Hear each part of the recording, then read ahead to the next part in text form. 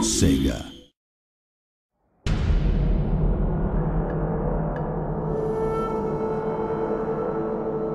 Ladies and gentlemen, boys and girls, welcome to another Total War Shogun 2 battle report. I'm joined today by Mr. Gamanan Sananasan, and say hello, Ingemar, to all the people at home. Hello, every people at home. And today I'll be fighting a battle against Shogun 2's AI, and I'm playing a defensive siege scenario. You can see here that I'm defending a rather large, sprawling castle. This castle is built on a mountaintop. It has a sheer drop at the back. Of course, however, there is a single small route around the back of the castle using this bridge right here and this waterfall, which we're bouncing over very deftly. The castles in Shogun 2 can of course be upgraded, giving you more and more different areas to defend, and indeed different defensive structures, and I've got a very high level one to defend today.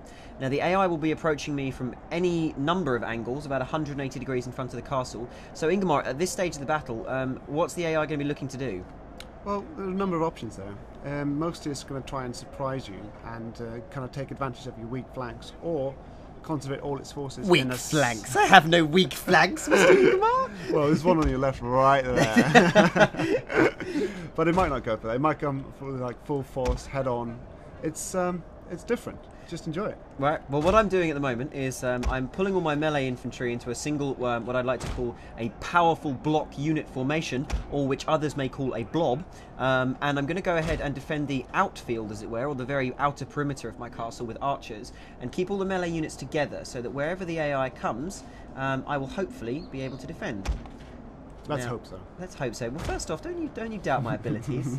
I'm a very adept at this kind of warfare. Right, so I'm just manoeuvring my troops now. Obviously, I can't see the AI, and the AI can't see how I'm deploying either. So we should hopefully be able to surprise one another. And again, I'm just bringing all my melee troops into a single area, and I'm going to back those up with my general, of course, who will give a morale bonus and various other ability bonuses to all of those troops within his sphere. So you think putting your troops in the front is a good idea then? Yeah, basically what I'm looking to do here is I'm trying to have a situation whereby wherever they come at me in the perimeter, I've got like a kind of a big core of shock troops to maybe deal with them. So we'll see how well my my tactic works.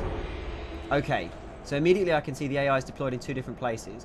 Now, are we going to see a lot of different kind of deployment choices from the AI this time around? Yeah, it will try to do something different every time, and it will try and, you know, keep it fresh. Okay, well, in honour of the crisp, fresh snow, we can see that we have a large contingent of, looks like melee infantry with a couple of units of bows coming up on the right-hand side as I see it. And then on the left-hand side, we have a smaller number of units, again, long range by the look of it, and also some Teppo units here, if I'm correct. Maybe it's worth to mention that we don't know what's going to happen now. Yeah, we have no idea. So what goes on next is a giant cluster of joy. Okay, so here we go. Right, now pretty soon they should be coming in range of my arrows. So I'm going to bring the archers a little further forward, and I can see where they're going to probably concentrate their attack now. The archers are set to fire at will. You don't want to take up the kind of positions underneath the walls at all? No. And why do you say that with such a note of, are you sure you want to do this, Kira? As if, like, I'm going to bugger it up. Right, okay, so, right, there the guys are here, and we are just waiting on them now to start firing on the enemy as soon as they come into range. And hopefully this will just scare them off a little bit. What I want to do is hold them off at range. It looks like they're thinking a little bit. I'm going to give a bit of thought to what's happening next. Yeah. Okay. Interesting. Look at this, because they're like, aha, you'll actually get into my range if you come any further, chaps, so you're going to have to come up with a strategy here. Yeah. Now, Being on the cautious. left-hand side, however, they're still moving up, which is slightly more worrying. Uh-oh. Oh, shoot. And over here at the back, we can see that there's a number of melee infantry supported by the back attack. Is that the official term in AI programming lingo? The back attack. The back attack. Right, okay. I'm, of course, led by the valiant Takeda Shinjin. See, they might not always come from that direction. They may well not, but now they have. So what I want to do is I want to serve them some casualties as they kind of march uphill, and see how the others are doing. Right, the others have held position. So they're no, they're coming forwards. Okay, so they're coming forwards on the right, and of course we have this sneaky back attack as well. And it looks like they're moving up the hill to the left-hand side too. But the right is my immediate concern, so I'm going to go ahead and redeploy my archers in position to do a bit more damage there. I cannot let those melee infantry get to the walls. So you can see what it's doing. It's doing blades first on the right-hand side, it's doing arrows on the left-hand side, and then the back attack. The back attack and the blades first maneuver. All of these, of course, ladies and gentlemen, technical terminology for war in the 16th century feudal period of Japan. From Sun Tzu himself. Sun Tzu himself said, do the back attack. Okay, which is not a crazy dance as it might sound. Do the back attack. Do, do, do, do, do. Okay, right. Alright, it looks like I'm going to need some melee troops down there. So I'm now going to send my, my melee units down into the throng. Because it looks like the AI is probably going to pierce that little show I've got going on there.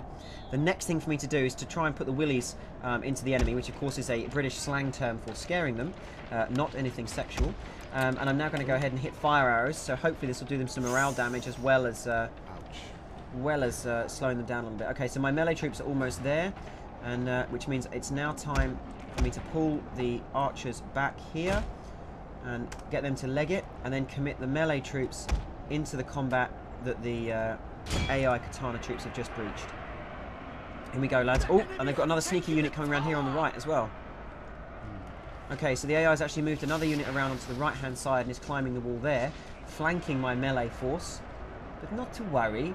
Oh, you cowardly buggers. Okay, so you can see now that both of my archery units, I didn't pull them back fast enough, and now they're getting pounded. Right, so how does the AI kind of switch from an initial to a secondary stage strategy? What's it going to be looking to do, like in its kind of phase 2 attack now it's breached the walls? Well, obviously the blades come first over the walls because they're the best troops to engage with first in terms of morale and kind of melee combat.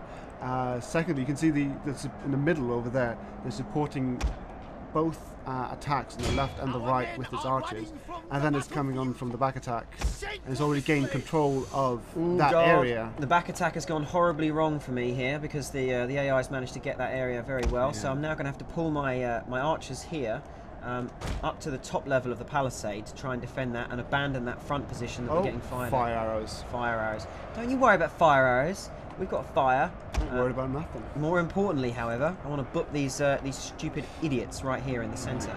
Right, so I'm going to pick the enemy unit that's got the weakest morale, this one here with the red bar. I'm going to hopefully rout them by chucking them in. I'm going to also grab my general, if I can find him. Unfortunately, I believe he's been killed. Ah, my general's routing. Bugger. And now with my general rout, you'll see that the vast majority of my infantry also rout, having seen my general be killed by a stray arrow from the outfield.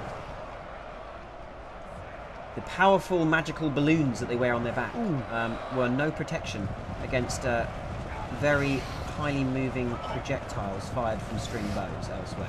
Apparently those balloons are historically accurate. The balloons are indeed accurate. Although you do think they kind of just say, hey, I'm a target, go for me. Right, so when your units rout in battle in a siege defensive scenario, they'll rout towards the keep, that's right, isn't it? Yeah. And they'll try, if they can reassemble, they'll reassemble at the keep. Yeah. Oh, this is looking bad for me. We can see now that even my my initial rush to get my archers to defend that wall that the AI has taken via the sneak back attack hasn't gone very well. And my archers are now getting very nastily cut to pieces in hand-to-hand combat. Of course, archers and hand-to-hand combat don't necessarily go together very well. They are archers, but they are also samurai. Oh, and the enemy is capturing this point. Now, what happens if the AI gets a hold of the gates? What does that actually do? It grants them access for cavalry and other stuff like that. So it's quicker to go through gates, but it's harder to capture them. Okay. So you can see in the initial attack, it went through up as many walls as it could do. Look at these cowards streaming back into the centre. But you still have the towers, you know. They do provide a defence. They do provide a defence. The towers provide an automatic defensive position, so that if the AI is able to attack me and gain an area, then a defensive tower, much like, let me see if I can get one in view for our lovely people at home, this one right here, which I'm mousing over now, will automatically fire at any advancing enemy troops. However, they only have to capture this area here, now highlighted, and the tower will begin to fire on my own men, being used against the defenders. You can see in the lower area that they're actually capturing the towers before they advance to gain as much strategic advantage as they can. I'm now moving all of my forces into the centre in a final ditch scenario to attempt to control the middle, because this is obviously what the AI is going to go for next. And their troops have, as you can see, made it to the walls and are now beginning to scale them. So we are going to have some serious trouble here. Now, this is where you mentioned if they capture gates, then of course they don't need to scale the walls, so they take a lot less casualties coming in. Does the AI prioritise things like attacking and capturing gates and things like that? Definitely. Okay, well, we can see now, unfortunately, that my last-ditch attempt from the sneaky back attack has indeed failed. So I am now kind of recuperating and reconstructing my forces in the centre. Now, I wish I could explain that slightly more tactically, but the truth is, it was a dishonourable retreat into the middle, which I now hope to try and salvage some kind of defence from. Right, let's see what we've got going on here. Right, so the archers are still kind of on the outside walls here, and the enemy melee infantry have made it up the back walls. Now, can the archers themselves actually scale the walls? Or, they can, but there shouldn't be reason to do that until the melee troops have gained a foothold there. Okay, so it'll prioritise getting the melee troops over the wall first. Yeah, I mean, as a sensible player would do. It looks like I'm taking some seriously big firepower here. Something's literally scorching the earth in front of those guys. And because arrows go in a nice arc, you don't really have to be in the castle to do damage, like we see right there. Even though you're in the centre of the keep, they can keep on hurting you. Yeah, exactly. So the AI is actually getting quite a nice lot of volleys up into the centre of the keep here. Now, their accuracy is not going to be great, given that they're firing uphill. But still, they are doing me some damage, which does prompt me to perhaps retreat behind the keep itself. Literally, no, I'm not a coward. I'm a tactical mastermind. This is not cowardice, my friend. This is leadership personified. Dishonourable. Dishonourable, my buttock. Right, okay. My singular buttock. I don't even give prevalence to two. Okay. So you can see here now we have these chaps coming into the centre. Now I'm literally going to be defending to the last in the middle here. The tattered remnants of my unit's flags unfortunately exhibit the fact that I've been butchered. See, it's in no hurry at all. It's just grabbing those towers, grabbing those gates. It doesn't want to take any casualties as it moves, I assume. So it's grabbed the towers now, which means if I come anywhere near it, the towers are going to get destroyed. Oh God! Look at those flashing white banners. This is not a good sign. Okay. Right, next thing to do then is to valiantly defend this one side that we have remaining. And you can see there that the AI is sending up some of its troops, and we're going to send in everything we have on that flank. Naginata in, Bo Ashigaru in.